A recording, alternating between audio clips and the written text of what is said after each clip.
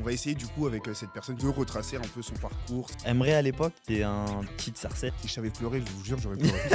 Dans le groupe Mafia Qu'un Free, il y a un rappeur qui se distingue pour moi des autres. Est-ce qu'il y a un plat qui a forgé ton goût? Tata, est-ce qu'il peut descendre? Est-ce qu'il peut, tu vois, envoyer la balle par la fenêtre? Vous savez pas qui je vous ai emmené vous aujourd'hui, mais vous inquiétez pas. Il a laissé sa vie, tu vois, dans ses jeans Renault Peugeot. Moi j'adore la chèvre.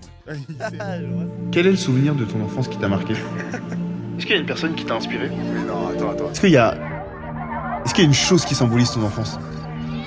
Donc attends, tu dirais que tu t'es vu avant? Je suis mort. On parle souvent de ce qui nous sépare sans même mettre en avant ce qui nous rassemble. Les bangers de notre enfance. Un son, une odeur, des jeux, un texte. Qu'est-ce qui nous lie? Comme disait Aïna, je réalise que les mêmes rêves nous font et nous rassemblent. On se connaît et je sais qu'on se ressemble. J'ai décidé d'avoir ces discussions avec de multiples personnes car nous avons tous des rêves communes. Une histoire inspirante à raconter. Mais ce qu'on veut aujourd'hui, c'est ton histoire à toi. Et aujourd'hui, dans Aloukou, on reçoit quelqu'un de ma ville, quelqu'un de Sarcelles. Comme vous le savez, cette ville me porte, enfin que c'est une ville que je porte de ouf dans mon cœur, dans mon âme, dans tout, parce que c'est de là d'où l'on vient. Et on va essayer du coup avec cette personne que je vais vous présenter dans quelques instants, de retracer un peu son parcours, ses rêves culturels, et de voir comment, avec cet avant, il s'est déterminé aujourd'hui. C'est le principe d'Aloukou, qu'on s'inspire, qu'on se donne de la force à travers la culture, parce que la culture, fait partie, à mon sens, du nerf de la guerre dans cette époque, pleine de défiance et pleine de moments un peu étranges. Mais nous, on va essayer de garder le positif et de s'inspirer. Aujourd'hui, on est avec Monsieur Emre. Aïe, aïe, aïe. Ça fait plaisir, merci pour l'invitation, frérot. Comment ça va, mon ref? Au top, on est là et toi? Bah, on est là, hein, merci. Merci d'avoir accepté mon invitation et d'être dans Aloukou aujourd'hui. C'est un honneur, ça fait plaisir. Je donne la force à la ville, comme tu l'as dit, aux Sarcellois, donc tout le plaisir est pour moi, mon frère. Trop bien. Et bah écoute, merci mon ref. Comme je t'ai dit, on va essayer. L'idée, c'est qu'avec tes refs, avec qui tu as grandi, avec les personnes possiblement qui t'ont inspiré, avec des odeurs, des sons, enfin tout ce qui a été, tout ce qui ont été dit, pardon, dans l'intro, qu'on essaye de retracer ta personne, de savoir qui tu étais, et de par cet avant, comment tu t'es défini aujourd'hui. Et du coup, ce que je propose, c'est que en quelques secondes, de manière assez rapide, tu me présentes qui tu es rapidement, tes engagements, etc. Parce que tu es quelqu'un, vous savez pas qui je vous ai emmené vous aujourd'hui, mais vous inquiétez T'es une pas. bêtise, là. Il va vous dire. Non, bah rapidement, je m'appelle Arif Emre Atas, j'ai 22 ans, je suis étudiant en master à Sciences Po, master politique publique. Je viens de Sarcelles et j'y suis toujours. Et à côté de ça, je suis pas mal, un peu engagé dans l'associatif. Je suis président de l'association Ambition Campus, cofondateur de l'asso Sarcelles Inspire, formateur chez Graines d'Orateur 93 et directeur chez l'association Campus. Voilà, plusieurs casquettes à ton arc, étudiant et puis responsable associatif et engagé dans plusieurs assos. J'imagine que dans ton parcours et dans tout ce que on va retracer aujourd'hui, il y aura des petites refs à tout ça. Donc on aura l'occasion dans l'épisode donc de possiblement en reparler un peu plus. Mhm. Et du coup, l'objectif, c'est que l'interview va se faire, enfin l'interview, c'est plus une discussion. Mhm. C'est pas une interview, on n'est pas, encore une fois, on n'est pas sur BFM ici, Ouais, non, faut éviter ça. on est vite, on est chez nous. Et voilà, il y aura plusieurs étapes, dont à la fin, il y aura l'objet que tu devras nous présenter, un objet inspirant qui, si je ne m'abuse, n'est pas loin, et dans cette petite boîte par ici. Ouais. Et à la fin, tu auras une carte blanche d'une minute, 1 minute 30, où tu pourras, face caméra, avec les auditeurs et celles et ceux qui nous regardent en vidéo, Mhm. nous proposer, je sais pas, ton message inspirant, un texte, un son, un slam, peut-être tu vas danser, je sais pas, qui sait. Ah, c'est pas. Donc voilà, j'ai beaucoup parlé. Maintenant, ça va être à toi de beaucoup parler. Et ce que je te propose, c'est que on commence la première partie. Donc la première partie, c'est l'interview à l'époque. L'interview à l'époque, l'idée, c'est que tu présentes à la troisième personne le Emre de Sarcelles, d'où il a grandi, et quel quartier, qui il était, dans quelle famille possiblement il a grandi, qu'on situe un peu le personnage. Mhm. Ok, alors Emre à l'époque, c'est un petit de Sarcelles qui vit dans son quartier, qui aime trop son quartier, un peu trop même peut-être, qui a fait toute sa vie dans son quartier à Sarcelles, qui vit dans un environnement où il se passe beaucoup de choses, beaucoup d'animation, beaucoup de vie dans son quartier, beaucoup de vie associative aussi, dont il bénéficie très jeune. Emre, quand il est petit, c'est le dernier d'une fratrie de 5. Donc il a 2 grands frères et 2 grandes sœurs avant lui, issus d'une famille, des parents immigrés, des grands-parents immigrés également. Et c'est un petit qui, voit ses grands frères et ses grandes sœurs font leur parcours de vie et qui s'inspire pas mal de ça et qui a quelque part une dalle, je sais pas d'où elle vient, mais une dalle, il a envie de faire des choses, de faire un peu comme ses grands frères, de faire un peu comme les grands de chez lui, pour apporter un petit truc de plus. Donc voilà, c'est un petit qui joue beaucoup dehors, c'est un petit qui aime beaucoup de gens, c'est un petit qui fait beaucoup de choses, dès le collège, dès le lycée. Un petit aussi qui a failli un peu déraper, parfois, mais qui a su rencontrer les bonnes personnes, qui a eu la chance de rencontrer les bonnes personnes pour retrouver un bon chemin et c'est surtout un petit, je pense, qui aimait la vie, qui aimait les autres, tu vois? Qui aimait les autres, qui aimait partager, qui vivait avec, notamment dans un quartier qui s'appelle Charcot et à Sarcelles, on l'appelle le petit Jérusalem parce qu'en gros, c'est un quartier dans lequel il y a la plus grande, concentration de la population juive en Île-de-France et donc il baigne dans la multiculturalité comme pas possible à Sarcelles. Donc c'est un petit qui grandit entre plein de monde, quoi. Trop bien. Est-ce que ce petit, à cette époque-là, est-ce que ce Emre, il avait déjà, il était déjà engagé dans l'assaut, peut-être des assos sportives, par des assos peut-être plus culturels avec la famille ou autre? Est-ce qu'il baignait déjà dans cet univers associatif? Comme Obélix. Le petit, il a baigné vraiment, dès le début, en fait, dans l'associatif parce qu'il a eu, bah, des parents qui étaient dans l'associatif très tôt, des grands frères qui étaient dans l'associatif également, dans les associations culturelles de la communauté notamment, à Sarcelles, qui étaient assez importantes et donc en fait, très vite, il baigne dans des activités, dans des accompagnements, dans des événements culturels, cultuels aussi. Donc il apprend beaucoup de tout ça et en réalité, c'est tout cet écosystème dans lequel il grandit qui explique aujourd'hui, bah, les engagements que j'ai pu citer parce que tout ce que ça a apporté, c'est assez puissant, tu vois? Ok, trop bien. Incroyable. Donc, on voit que ça vient pas de nulle part, Ah non, jamais.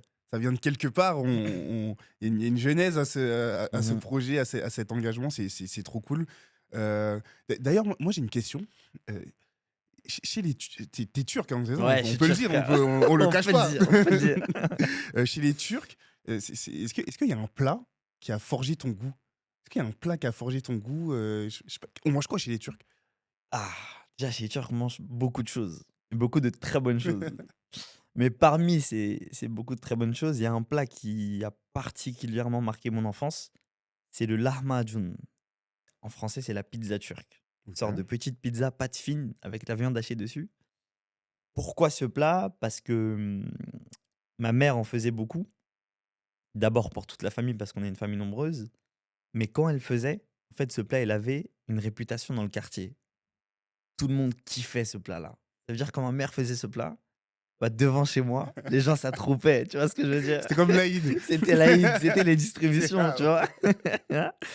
Et ça m'a marqué parce que, bah, moi, à l'époque, mes parents tenaient la boulangerie du quartier, donc forcément, ils étaient un peu connus par tout le monde et hem et même après, à chaque fois que ma mère faisait ce plat-là, heu, au-delà de nous, la famille, bah, on en distribuait aussi à des potes à moi et il y a un truc qui m'a marqué aussi, c'est que au delà de les distribuer, ma mère, elle avait un sens derrière. C'est-à-dire que parfois, je me rappelle qu'elle faisait ses lahmacun ou d'autres plats à côté et elle allait voir les jeunes, tu sais, quand on dit les jeunes dans les halls, qui restent dans les halls dans le bâtiment Mhm. et c'était un peu sa carotte à elle, tu vois? Elle leur distribuait, elle disait: «Bon les jeunes, venez, sortez, allez faire autre chose, allez voir d'autres gens, allez, restez pas dans le bâtiment» et Trop cetera. bien. Tu vois, c'était un outil pour elle de conquérir les jeunes, parce que forcément, c'est la daronne Emery, donc machin Mhm. truc. Mais aussi de dire derrière: «Bon les jeunes, venez, on s'active, on reste pas dans ce que vous faites là et venez, on vous propose autre chose». Il y avait une belle dimension en réalité d'action culturelle et citoyenne. Complètement, C'est-à-dire par le prisme de ce plat, il y a une complètement, vraie action citoyenne de se dire, OK, comment on peut accompagner ou faire sortir ces jeunes de leur... complètement. Le plat, c'était l'approche, Mhm. c'était l'outil et pas la finalité et la finalité, c'était voir, en fait, le destin de ces jeunes être différent des jeunes qui étaient là avant eux. Parce que ça fait longtemps qu'elle était dans le quartier Avant Sarcelles, ils étaient à Argenteuil, même environnement. Donc, elle voit en fait comment est-ce qu'on finit en général. Et pour éviter ça, bah, son approche à elle, c'était les larmes à June, tu vois. Et ben, incroyable. C'est ouf. Waouh. Comme quoi, de par un plat, Ouais, on peut raconter plein de ouais, ouais. choses d'hyper stylées. Puis on peut avoir une action positive. Ce que je te propose, c'est qu'on passe. Là, on a un peu vu qui tu étais, où Mhm. tu avais grandi, l'environnement, et c'est très bien parce que tu l'as fait d'une manière très poétique, si je puis dire. Moi, j'adore la chèvre, hein. C'est Je vrai. vois ça. Mais ce que je propose, du coup, c'est qu'on passe à la deuxième interview. La deuxième interview, c'est l'interview C'était mieux avant. Donc j'ai Ouais. fait exprès de l'appeler C'était mieux avant parce qu'il y a toujours cette expression, tu sais, de C'était mieux avant. Ok, bah du coup, tu vas nous raconter qu'est-ce qui était bien avant. Euh, et l'objectif, c'est voilà, c'est qu'on dans la même idée que ce plat, que je vais pas me risquer de redire parce que je vais. Essaye. Larmes à June. La Hamajoun. Voilà, c'est Ah. carré, frère. Et on est des frères, ça y est. L'objectif, c'est ouais, d'essayer de retracer peut-être aussi tu sais, Ouais. des odeurs qui ont. Je sais pas, potentiellement tu as senti des odeurs, une odeur une fois qui t'a ramené direct dans ton enfance ou une odeur qui Mhm. symbolise cette période de ta vie. Une musique, ça peut être tout un symbole, tout plein de symboles qui parfois te ramènent à cette époque. Mhm. Et l'objectif, voilà, c'est de par ce point de départ, qui peut être une odeur, un goût, une musique, un bruit, euh, que ça raconte, tout plein de choses. Est-ce que toi, là, t'identifies quelque chose qui possiblement te dit waouh, ça fait socle. Pour ceux. Je t'ai dit pour ceux. Est-ce que ça te parle? Pour ceux, Pour ceux. vous avez un son, C'est j'imagine. un son. C'est un son de la mafia qu'un free.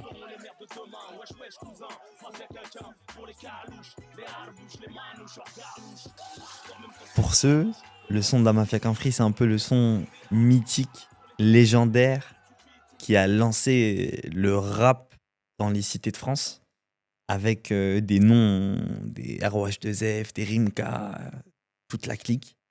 Et le clip pour ceux, il a tellement marqué mon enfance, parce qu'en fait, je reconnaissais la vie de mon quartier dans ce clip-là.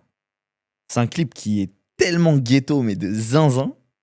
Celles et ceux qui le connaissent verront de quoi je parle.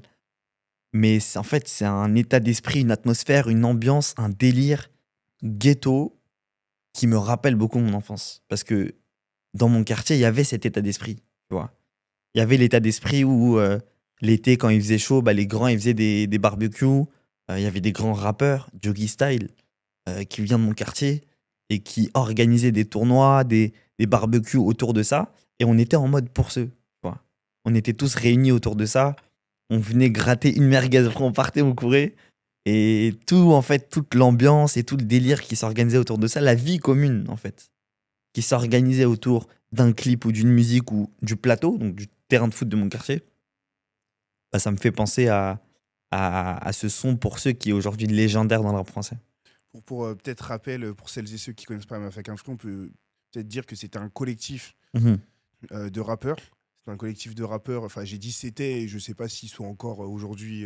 Ah, c'est un peu compliqué C'est des aujourd'hui. anciens aujourd'hui. Ouais. Mafia Free, c'est des anciens qui viennent pour beaucoup du 9-4, c'est ça, hein, je Ouais, dis pas de beaucoup du bêtises. 9-4, ouais. Du 9-4. Et on peut citer Kerry, Rof, Rof. Rimka et plein d'autres en fait. Voilà. Toute la bande qui s'est après sont devenus connus, mais à la base c'est un groupe de potes. Et d'ailleurs, comme ça, on balance des petits rêves pour celles et ceux qui nous écoutent. N'hésitez pas d'aller voir le documentaire Arte de DJ Mehdi, Ouais, qui retrace un peu une partie de l'histoire de la Mafia Free et d'autres collectifs du 9-4. ouais, fort. Donc voilà, ça c'est petit tips pour ceux qui nous écoutent. Cadeau. Cadeau, cadeau, papa. Et voilà, donc en gros, c'est vrai qu'il y a beaucoup cette ambiance, tu vois, Ouais, de dans le ouf. quartier de. C'est une folie parce que tu dis le barbecue, j'imagine pour quelqu'un qui est dans la ruralité ou ailleurs, et ben le barbecue, c'est vraiment un élément qui rassemble, je trouve. C'est une odeur qui physiquement rassemble. Mais même au-delà de physiquement rassembler, quand on se regroupe autour de ça, c'est trop puissant. C'est vraiment trop puissant ce qui se passe, les liens qu'on arrive à créer, les choses qu'on arrive à partager. Il y a forcément les grands, ils nous impressionnent, ils nous inspirent Mhm. parfois. Et le fait que eux soient en mode organisateur de ce barbecue et rassemblent les petits autour d'eux, bah c'est hyper marquant. Et aujourd'hui, c'est pour ça que c'est moi et des potes à moi, on essaie de refaire ça maintenant avec les petits d'aujourd'hui parce que c'est un truc qui doit se transmettre, tu vois. Forcément, les grands, jamais ils nous ont fait payer quelque chose. Mhm. Donc nous, là, c'est nous qui payons. On essaie de refaire ce genre de choses, d'initiatives. C'est aussi une manière de rassembler des jeunes et de les inspirer d'une certaine manière, tu vois. Et d'inspirer dans une démarche positive. De partage. Dans une démarche positive de partage, de les rassembler au-delà des différences. Encore une fois, je te rappelle le contexte de mon quartier où juifs, pas juifs, et beaucoup de monde qui vivait ensemble. Et, euh, et pour le coup, si la question c'était est-ce que c'était mieux avant, ah frère, ça me manque. Franchement, ça me manque. Et aujourd'hui, quand je vois les petits, bah, il n'y a plus il y Ouais. a plus ce délire-là. Il y a plus ce délire-là. Nous, on n'avait pas. Enfin, je vais pas faire l'ancien, j'ai 22 ans, mais moi, j'avais pas les réseaux sociaux quand j'étais petit. Il n'y avait pas de téléphone quand j'étais au collège et tout. Et donc, en fait, quand il fallait sortir, moi, j'habitais au rez-de-chaussée, on venait toquer à ma fenêtre. Aujourd'hui, il n'y a plus ça, tu vois. On allait sonner chez les gens. C'est Et vrai. donc, on parlait à leur maman, à leur papa. Tata, est-ce qu'il peut descendre? Est-ce qu'il peut, Mhm. tu vois, envoyer la balle par la fenêtre? En fait, tu vois, plein de trucs comme ça. Aujourd'hui, ça n'existe plus, frère, tu vois. Non, c'est vrai. Aujourd'hui, c'est message Snap, après, peut-être ils descendent, peut-être pas. Ça, c'est un truc dont je suis nostalgique, quoi. Hmm. C'est ouf. Et moi, je trouve que ce point-là que t'as su pointer, et bah pour moi, c'est quelque chose qui, en réalité, c'est universel. Fort. Ça, c'est universel. Et je trouve ça beau que toi, par ton prisme, parce que moi j'ai un peu j'ai vécu à Sarcelles, il y a des années de ma vie où j'ai vécu un peu plus à la campagne, Mhm. mais c'était la même chose. Mhm. C'était la même chose. On dirait pas C'est une pourtant, dinguerie. hein. Ouais. C'était la même chose. Ouais. Bravo en tout cas. Et est-ce que peut-être dans ces personnes que tu as rencontrées, ça peut être les rappeurs du collectif Mafia Qu'un Free, ça peut être les anciens de ta cité ou d'autres personnes, il y a peut-être une personne qui a forgé, enfin qui fait partie des personnalités inspirantes à ce moment-là. Dans le groupe Mafia Qu'un Free, il y a un rappeur qui se distingue pour moi des autres, qui est le grand Rof, ROH2F, par ses textes notamment, par les valeurs et les principes qu'il a pu transmettre au sein de ses textes. Moi, je sais que Rof, il a formé des générations, mais des générations et des générations encore aujourd'hui, Mhm. sur des textes dans lesquels il transmet des valeurs hyper importantes. Après, Rof, il a eu d'autres galères, là, c'est plus forcément un rôle modèle, etc. Donc ça, j'en passe les détails, mais en tout cas, ces textes, les valeurs qu'il transmet sur son histoire, parce que lui, il n'est pas né en France, mais il a appris le français à 9 ans quand il est arrivé, et aujourd'hui, c'est le rappeur avec le plus de vocabulaire dans le rap français. Parce qu'il a une histoire avec ses petits frères, pareil, une fratrie, donc je m'identifiais pas mal dans ça. Parce qu'il a une histoire aussi, un attachement quand même à sa religion, pour lequel je me suis aussi pas mal reconnu. Et tout simplement par tous les messages qu'il transmet, en fait. Tu vois, quand il fait un son message à la racaille, bah, il dit peut-être ce que ma mère disait avec les larmes à June à la main. Quand il fait un son où Dounia, ceux qui ont écouté, vis-à-vis de la spiritualité et tout, il dit des trucs forts et sur lesquels vraiment tu te reconnais, tu vois. Modèle inspirant, en tout cas, dont les textes ont forgé ma personnalité parce que j'ai grandi, moi, dans une chambre avec mes deux grands frères et eux aussi, surtout, écoutaient Rof et c'est de là que ça vient. Mhm. Donc, le fait que mes grands frères l'écoutent, que moi je l'entende, que je m'identifie et surtout que ces textes me forment, ça fait de lui, sur ces textes en tout cas, un rôle modèle. Trop bien. Et du coup, ça, c'est plus et du coup, ça fait écho à la prochaine partie qui est plus justement les personnalités inspirantes. Mhm. Là, tu nous as parlé de Rof sur le côté culturel, le côté musique, etc. Est-ce que possiblement, tu t'identifies une autre personne, je sais pas, peut-être de ta famille ou que tu aurais rencontré à un instant T qui a forgé la suite? Est-ce que tu as une autre personne possiblement à nous présenter? J'en ai deux. La première, c'est ma mère. Parce que ma mère, depuis qu'elle est en France, donc elle est arrivée en France pour rejoindre mon père, qui lui est arrivé en France après son père, etc. Elle a jamais vraiment travaillé. Elle n'est pas allée à l'école, etc. Donc la langue, c'est un peu compliqué. Donc elle n'a pas vraiment eu un emploi, on va dire, euh, digne. Et elle a toujours aidé mon père dans ses démarches. On avait une boulangerie, une retoucherie, et ils ont fait plein de trucs. Aujourd'hui, il est dans le bâtiment. Mais ce qu'elle a toujours fait, c'était l'engagement associatif. Ma mère, ça a été l'une des premières à Sarcelles, à lancer une association pour la communauté, qui aujourd'hui se développe énormément, etc. Et en fait, elle a toujours été dans le partage, toujours été dans l'aide vis-à-vis des autres, toujours été dans l'accompagnement. Moi, je sais que, enfin, aujourd'hui, elle a sa propre association, elle fait ses propres trucs. Elle accompagne des femmes victimes de violences conjugales, elle accompagne des personnes qui sont dépendants à beaucoup de choses. Elle récolte des moyens avec je ne sais quelle débrouillardise, mais impressionnante, pour aider des gens, tu vois. Et moi, très souvent, j'avais des gens qui venaient à la maison pour manger. Enfin, c'est pas des choses qui se disent, mais c'est des souvenirs qui marquent. Des gens qui dorment à la maison comme ça, des gens qu'on aidait par-ci, par-là, etc. Et toujours dans une démarche de partage, de donner aux autres. Et je pense que ça m'a beaucoup, beaucoup, beaucoup inspiré. Et quand aujourd'hui, certes, je suis engagé dans 4 associations différentes avec des responsabilités, c'est rien comparé à ce que ma mère faisait. Fait toujours sans la langue, sans les études, sans tout ce qu'on appelle les compétences, etc. Tu vois. Ouais, gros modèle d'inspiration. Non, c'est ouf. J'ai l'impression que moi, tu vois, c'est pour ça que j'ai appelé à Loukou au podcast. Et j'ai l'impression Ouais. que la plupart des gens, beaucoup diront les mères, Red Mère. C'est une folie. Et c'est beau ce que tu dis. Et on sent du coup l'inspiration de tes engagements, de ton envie, de ton altruisme et de ton envie de- d'apporter concrètement. En plus, c'est très Mhm. concret, tu vois. Il y a pas de, je vais le dire de manière un peu vulgaire, de branlette intellectuelle. Il n'y a pas de, tu vois, tous les semblants de. Non, c'est concret, en fait. C'est là, bam, t'as besoin là, action-réaction. Mhm. Je trouve ça incroyable. T'avais une autre personne, c'est ça? Une autre personne, en effet, un grand de chez moi qui s'appelle Ali. Pour un peu t'expliquer le délire, moi, j'étais au primaire, collège, etc. Et au collège, c'était le collège Chantraine à Sarcelles, un des collèges les plus pauvres et défavorisés de France. Il y avait même des classements comme ça qu'on regardait sur Internet. REP++, Ouais. 23, un truc de plus de ouf. Donc, conditions sociales assez techniques. À l'époque, il y avait beaucoup d'embrouilles de quartier, entre mon quartier et un autre. Donc, en fait, on commençait avec un groupe de potes à s'éloigner petit à petit du chemin scolaire et à rentrer petit à petit dans ce chemin, des embrouilles et des problèmes et tout, tu vois. Et là, en quatrième, Ali, donc ce grand de l'association, etc., qui nous rassemble avec un groupe de potes, il dit écoutez, j'ai un défi pour vous. Faut arrêter vos bêtises.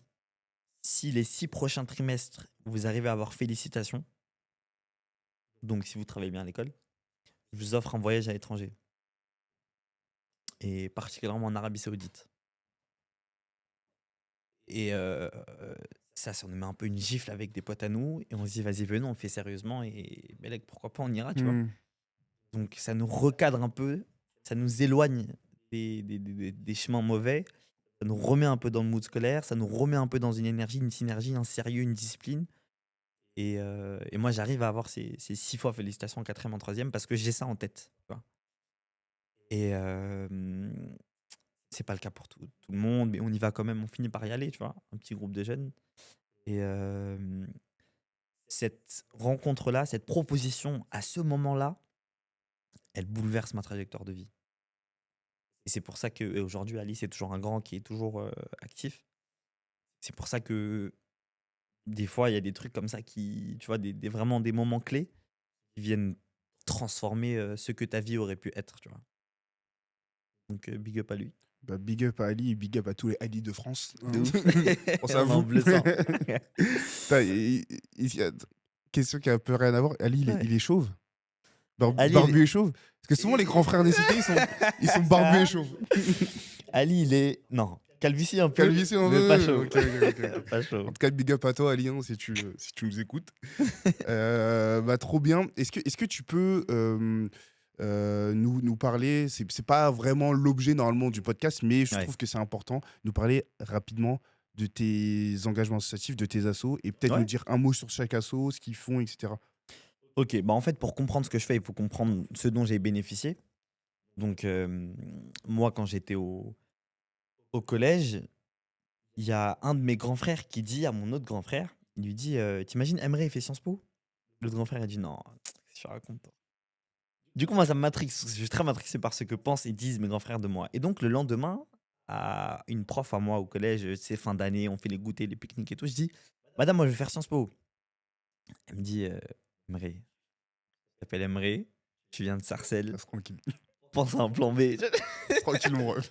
Ça va bien se passer. J'ai fait tchaï. Comment ça, pense à un plan B? Alors que moi, je savais pas ce que c'était Sciences Po. J'ai dit ça parce que mon grand frère il en parlait. Mhm. Je fais ah ouais, c'est dur. Bref, du coup, fin, tu vois. Au lycée, en première, il y a une association qui intervient dans ma classe, sur une classe de terminale, sur les 10 autres classes. Donc c'est un coup de chance de ouf en fait que ça tombe sur moi. Et c'est une fille qui s'appelle Jenna, une ancienne de mon lycée, et qui vient de l'association Ambition Campus. Et là, qui me présente son parcours, qui a fait Sciences Po. Elle parle trop bien, j'ai kiffé et tout. Je me dis, je vais faire comme elle. Et du coup, je suis accompagné par l'association Ambition Campus pour préparer Sciences Po. En parallèle, je suis accompagné par Graines d'Orateur 93, parce que je me dis, il y a un oral pour intégrer Sciences Po. Je suis claqué à l'oral, il faut que je me forme à ça. Donc, je suis accompagné par mal, etc. Et c'est grâce à cet accompagnement des deux assos que j'arrive à intégrer Sciences Po. Et dès lors, je ressens le devoir et la responsabilité de rendre l'appareil.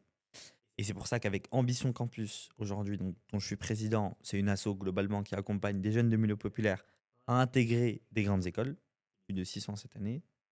Graines d'Orateur 93, c'est une asso qui forme à l'art oratoire, au code de la prise de parole en public, parce qu'on sait que c'est crucial. Sarcelles Inspire, du coup, c'est une asso qu'on a cofondée avec Zinat Big Up à elle un peu plus tard, pour valoriser un peu cette genèse d'esprit d'entraide sarcelloise. Et qu'en plus, c'est une asso qu'on a lancée avec d'autres frérots de Sarcelles, Big Up à Dylan et Dario, pour faire des séjours dans lesquels on valorise des pédagogies alternatives, encore une fois pour donner la ce fort aux jeunes et leur donner le pouvoir sur leur avenir. Donc tout ça est centré sur éducation, égalité des chances, mais avec des convictions fortes on veut bouleverser des trajectoires de vie. Tu vois. Et c'est ouf ce que tu dis parce que t'as bénéficié. À un moment donné, t'as eu, je vais reprendre du début, t'as eu tes engagements, enfin, ta mère a eu ses engagements Mhm. associatifs. Dans ton quartier, il y a eu des choses qui ont été faites. Enfin, c'est quand même ce fil rouge qui fait aujourd'hui possiblement la personne que tu es et qui sera possiblement, que tu seras possiblement plus tard. Ça a toujours Complètement. été par le prisme de l'engagement, de l'entraide. Et c'est ouf que tu aies bénéficié de programmes, toi, Mhm. que tu aies décidé d'après devenir un prescripteur dans ces programmes et toi, à ton tour, de rendre l'appareil. J'imagine que c'est hyper important de devoir retransmettre.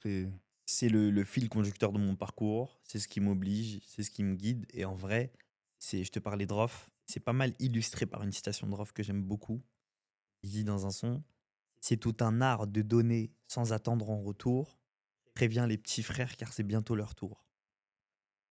Tu vois, l'idée de donner vraiment sans attendre en retour. Mais derrière, on sait que ces jeunes-là vont rendre l'appareil sans attendre en retour. Préviens les petits frères car c'est bientôt leur tour. Et en fait, ça, c'est vraiment ce qui me marque et ce dans quoi je trouve énormément de sens. C'est de se dire que on est entre nous. Quand je dis nous, c'est des jeunes de milieu populaire avec des histoires singulières mais qui se ressemblent quand même. Et en fait, on doit se donner la ce fort entre nous. Mais jamais pour une valorisation personnelle, jamais pour la gloire personnelle, et toujours pour les petits refs et les petites sœurs. Tu vois. Et les Donc cette darons. citation Et les darons. est énorme, évidemment. Donc ouais, cette citation, elle résume assez bien cette idée. Quoi. Incroyable. Incroyable, trop bien. Merci, merci pour ça. C'est archi inspirant. C'est ça l'idée d'Aluku. Ah, C'est ça l'idée Aluku d'Aluku. Gang. Aluku Gang, dealer. Ah On part de la rêve culturelle, de la musique. On a cité Rof. Ouais. Tu nous as cité le grand ref Ali du quartier. Tu nous as cité les plupart des personnes inspirantes qui sont aujourd'hui soit responsables associatifs. Je Mhm. pense à Dario, Dylan, Zinat.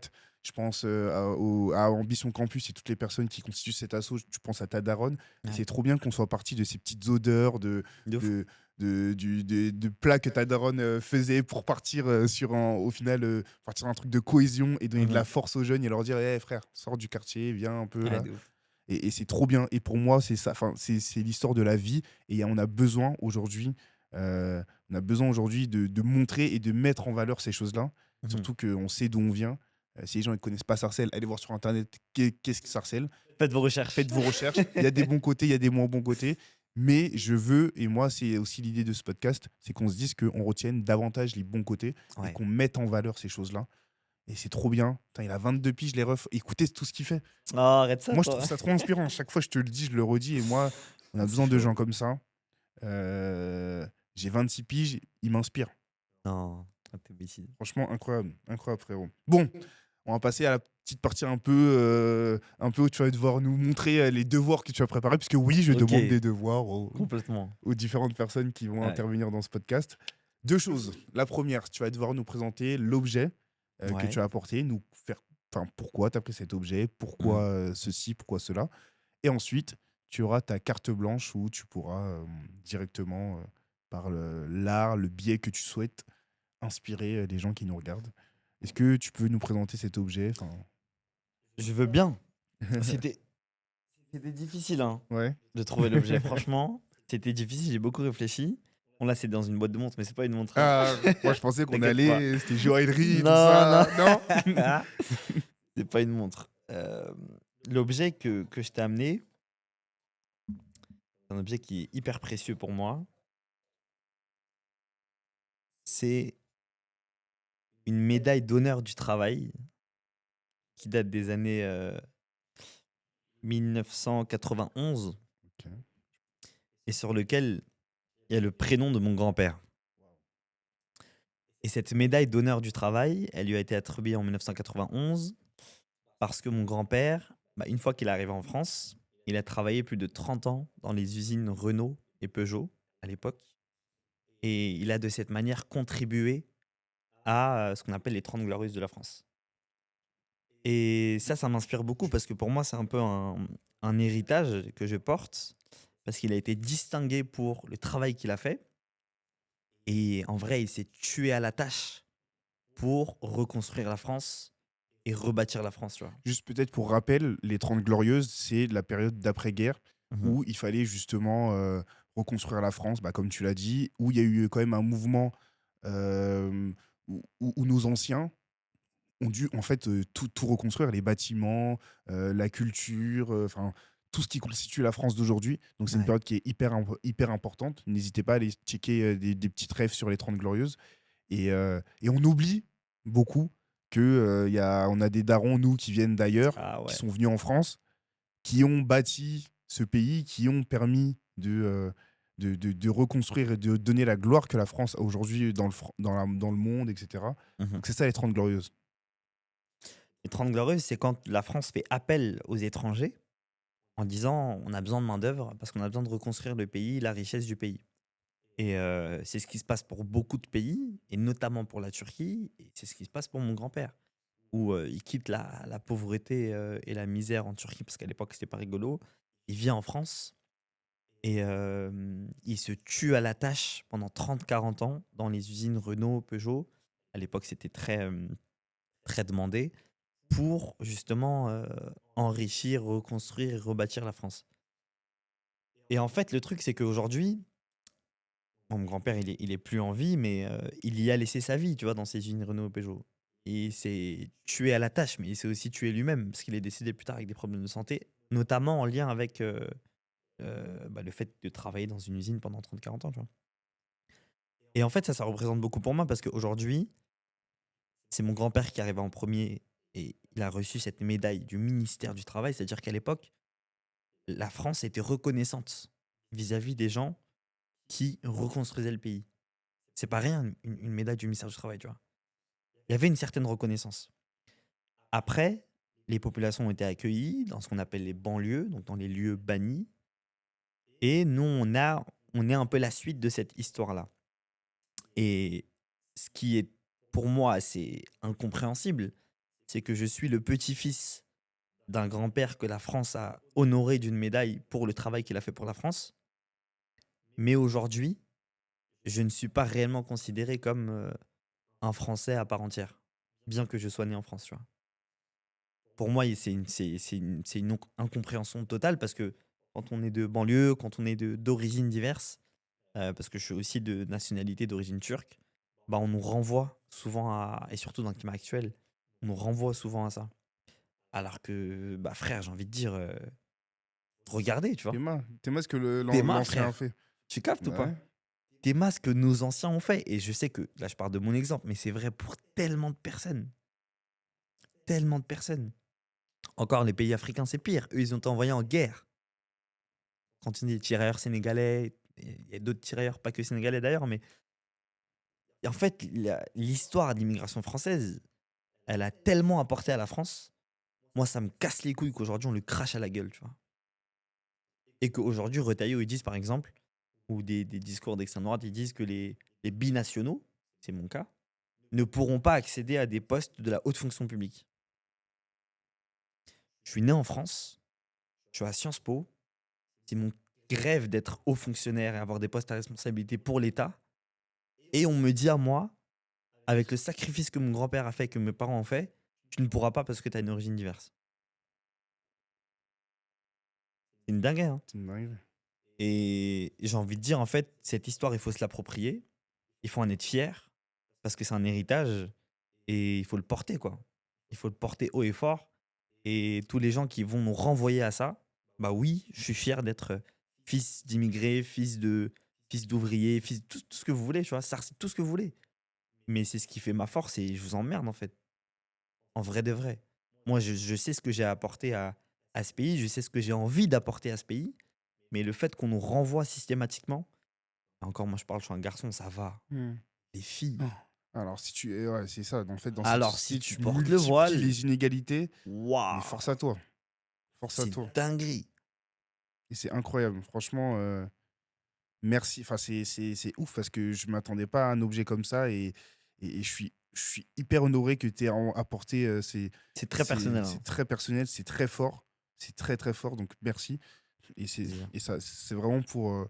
Et même l'histoire qui va derrière, c'est inspirant. C'est vraiment pour montrer aux gens que voilà, les darons, ils sont venus, les anciens, ils sont venus, ils ont donné, ils se sont cassés le dos, ils se sont tués à la tâche.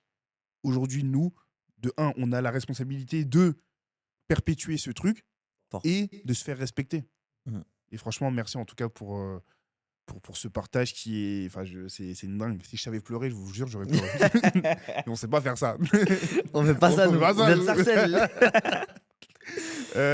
Du Non, coup, mais c'était important. incroyable. Et Non, merci. si ça Merci peut beaucoup, inspirer, mon c'est ref. bon. Et franchement, ça me touche de ouf. Et même l'histoire, le tout qui va autour, franchement, big up et merci, merci. Plaisir. Waouh! Bon, on va devoir passer. Ouais, c'est secoué là. Waouh, on va se réveiller un peu même.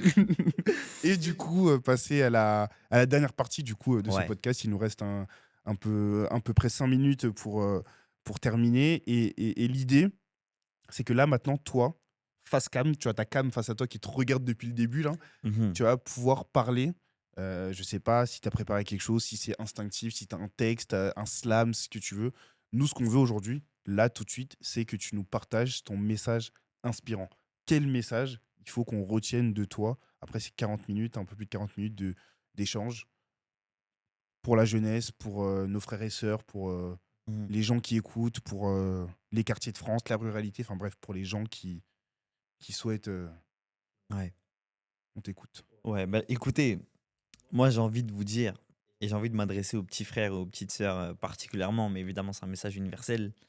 J'ai envie de vous dire ce que j'aurais aimé qu'on me dise quand j'étais plus jeune et ce qui m'aurait pas mal marqué, je pense. C'est en fait, dans nos constructions individuelles, d'où est-ce qu'on vienne, qui qu'on soit, peu importe, il faut aller chercher véritablement ce qui nous gangrène au fond de nous. C'est-à-dire que peu importe qui tu es, d'où tu viens, ton origine, ton histoire, ta vie, peu importe, au fond de toi, là, dans le ventre, là, tu as quelque chose qui t'anime. Et il faut aller chercher ce truc-là.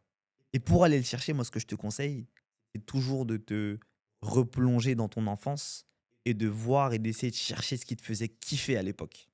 Moi, quand j'étais petit, dans mon quartier, ce qui me faisait kiffer, c'était un peu être l'organisateur, le leader, l'organisateur d'un tournoi, d'un événement, du dialogue entre tout le monde. je me voyais dans cette posture et je kiffais ça. Et c'était ma flamme, en fait. C'était ma flamme à l'intérieur de moi. Et donc, aujourd'hui, cette flamme, j'essaie de l'entretenir à travers mes engagements, mon taf et ce que je vais faire. Et chacun son histoire. Moi, j'ai raconté la mienne, mais tu as aussi la tienne. Moi, j'ai raconté mon passé, mais tu as aussi le tien. Il faut aller chercher au plus fond de soi-même ce qui nous anime et la flamme vraiment qui nous fait vivre. Et le goal, en réalité, pour chacun d'entre nous, c'est qu'on puisse l'entretenir toute notre vie et qu'on puisse d'être ça, toujours dans le partage, toujours pour les nôtres, toujours pour les cités de France. C'est important. Aloukou Gang. Aloukou Gang. Incroyable. Bah écoute, merci beaucoup Avec plaisir, mon frère. pour ce message inspirant. C'est dingue. C'est dingue parce que moi, tu vois, on a le slogan de Campus qui est Ouais. Vas-y, on t'écoute. Le monde est méchant, mais la vie est belle. Le slogan de Ambition Campus qui est. Rendre l'appareil notre identité. Et moi, du coup, mon slogan un peu personnel qui rejoint en fait ce que tu as dit, c'est le sens de la vie, c'est de faire ce qui nous anime. Ah ouais, on est Point. en plein dedans. Point. On est en Point. plein dedans. Bossez pas pour une retraite, bossez pour ce qui vous anime. Ouais, fort. Et c'est incroyable que t'aies ciblé comme ça. Parce que Ouais. c'est vraiment Je le savais sens. pas ton slogan, C'est vraiment. vraiment le sens de mon slogan de vie. Et Ah, le dingue. sens de ce podcast, c'est le sens de la vie, c'est de faire ce qui nous anime. Fais ce qui t'anime, mon ref. Et c'est incroyable. Merci. On est dans le temps. Il nous reste 1 minute 30 C'est carré. pour clôturer ce podcast. Merci, mon ref. Avec plaisir, mon frère. Merci d'être venu. Merci de nous avoir inspirés durant ce temps, d'avoir Merci. partagé ton parcours et d'avoir aussi partagé quelque chose de très personnel, à savoir cette médaille. Je sais pas quoi te dire de plus. Merci. Merci à toi, mon frère. Merci pour l'invitation. Si ça peut bénéficier à quelques personnes, c'est lourd. En tout cas, moi, j'ai kiffé. Merci pour ce que tu fais, toi. Parce que tu prends aussi le temps de mettre en avant ces parcours, ces histoires, peu importe à qui. Mais derrière, ça touche des gens. Et je suis sûr que derrière, des gens qui vont regarder, qui vont écouter, qui vont se dire putain, c'est fort. Ça, c'est grâce à toi et ton inspi et ton idée. Donc, merci à toi pour les travaux, mon frère. Eh ben, plaisir. Merci à nous. On se remercie. J'adore. On est dans les Oscars là. On est en bleu sang. On est en bleu sang. Et du coup, petit message de fin, comme d'hab, hein, tu connais, tu likes, tu commentes, tu partages, tu fais ta vie. Ouais, fort. Et il y a un truc que j'ai pensé, et je vous jure, j'y ai pensé ce matin en me douchant, c'est que je me suis dit, mais en fait, le principe pour moi de ce podcast, c'est un peu ce que Youssoupha il disait dans son son, c'est, Mhm. je vais le remasteriser à ma sauce, mais c'est écoute ce podcast, partage-le à une personne de ton entourage, qu'il partagera à une personne de son entourage, qui le partagera à une personne de son entourage, qu'il partagera à une personne de son entourage, et ainsi de suite. Et c'est ça la chaîne de la solidarité, de l'entraide, voilà, moi j'ai De l'amour. de Nous, l'amour. on est ensemble parce qu'on s'aime, frère. C'est ça. Non, bleu sang, merci C'est ça. beaucoup. Merci à vous. On est dispo partout sur toutes les plateformes, sur tous les trucs, YouTube, tout ça, si vous voulez un peu voir la tête des gens qui parlent. Et on se dit à la prochaine pour un nouvel épisode de Aloukou les refs. Ciao, ciao. On est ensemble.